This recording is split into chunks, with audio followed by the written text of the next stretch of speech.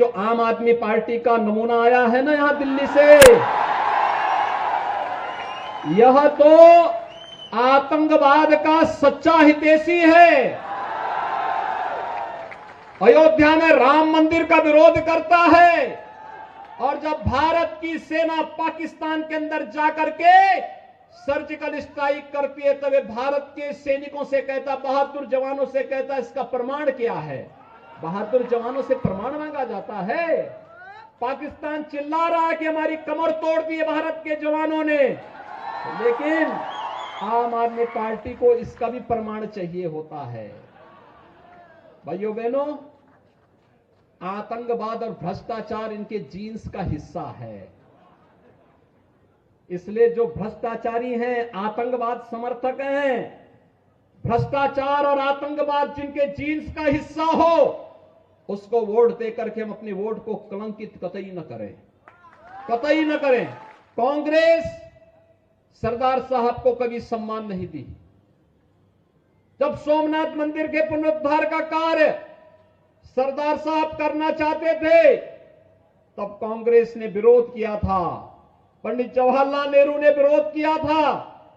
कांग्रेस मुस्लिम vote bank की खातिर कभी भी आपकी आस्था को सम्मान नहीं देना चाहती थी और इसीलिए कांग्रेस नहीं चाहती थी कि भगवान सोमनाथ के मंदिर का पुनरुद्धार हो, लेकिन सरदार साहब की दृढ़ इच्छा शक्ति, उन्होंने यहीं पर समुद्र के किनारे खड़े होकर के उन्होंने यहां पर संकल्प लिया था कि किसी कालखंड में अगर किसी विदेशी आक्रांता ने हमारे किसी आस्था के स्थल को तोड़ करके वहां पर हमारी आस्था को आहत किया है, स्वतंत्र भारत गुलामी के इन चिन्हों को स्वीकार नहीं करेगा और भगवान सोमनाथ के भव्य मंदिर के निर्माण कार्य को आगे बढ़ाया था।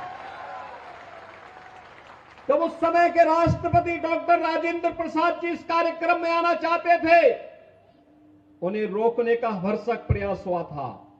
भाइयों बहनों, जो कांग्रेस आपकी आस्था के साथ खिलवाड़ कर रही हो, क्या उस कांग्रेस को हम समर्थन करेंगे? जो कांग्रेस कभी आपके साथ नहीं खड़ी होती है, क्या उस कांग्रेस के साथ हम खड़े होंगे? और कांग्रेस केवल यहीं पे शांत नहीं थी, कांग्रेस ने बाबा साहब भीमराव अंबेडकर का भी अपमान किया, बाबा साहब भीमराव अंबेडकर को कभी सम्मान नहीं दिया। उन्हें चुनाव हराने का भरसक प्रयास कांग्रेस करती थी। बाबा साहब भीमराव अंबेडकर से जुड़े हुए 5 प्रमुख स्थलों को पंच तीर्थ के रूप में विकसित प्रधानमंत्री मोदी जी ने किया है। भगवान सोमनाथ का यह धाम आज जिस भव्यता को प्राप्त कर रहा है, आप सबके सामने है। प्रधानमंत्री मोदी जी के मार्गदर्शन में, उनके नेतृत्व में भारत के विरासत का सम्मान हो रहा है।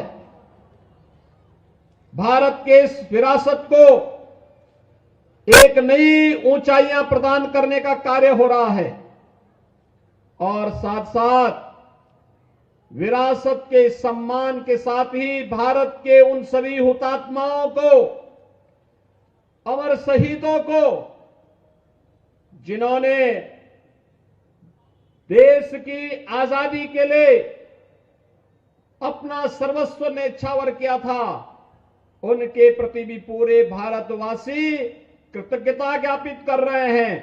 और इस अवसर पर भगवान सोमनाथ के इस मंदिर की उस कालखंड में रक्षा करते हुए शहीद हुए वीर हमीर जी गोहिल को मैं कोटि कोटि नमन करता हूं।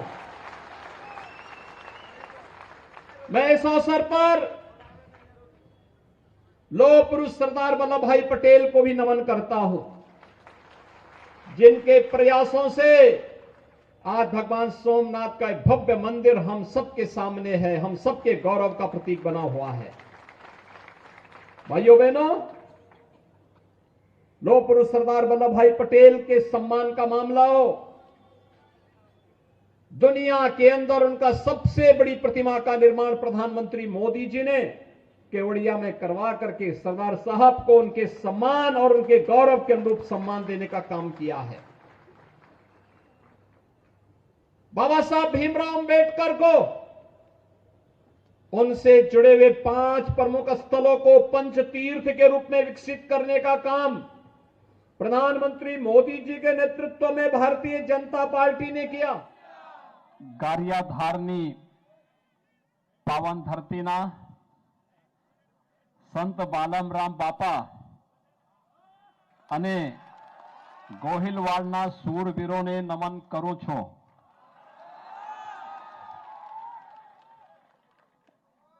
गारियाधार भारतीय जनता पार्टी के लोकप्रिय प्रत्याशी श्री केशुभाई नाकरानी जी, गुजरात प्रदेश उपाध्यक्ष महेंद्र सिंह जी,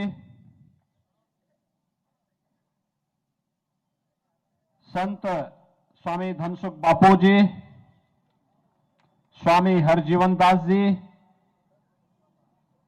प्रफुल्ल भाई, केतन भाई, आते भाई और भारी संख्या में गरियाधार विधानसभा क्षेत्र से जुड़े हुए सभी उपस्थित भाइयों बहनों, पूज्य संतों और शूरवीरों की इस धरती को नमन करते हुए मैं आप सबका अभिनंदन करता हूं।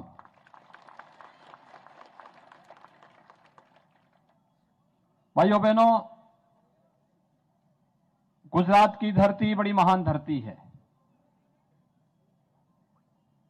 उत्तर प्रदेश में जन्मे भगवान कृष्ण कन्हैया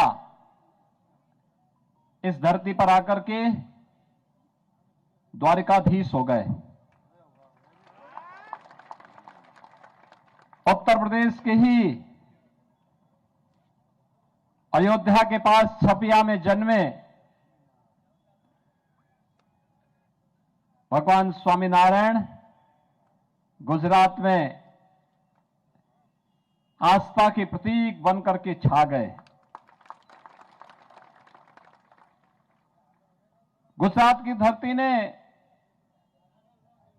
राष्ट्रपिता महात्मा गांधी दिया, जिन्होंने देश की आजादी को नेतृत्व देते हुए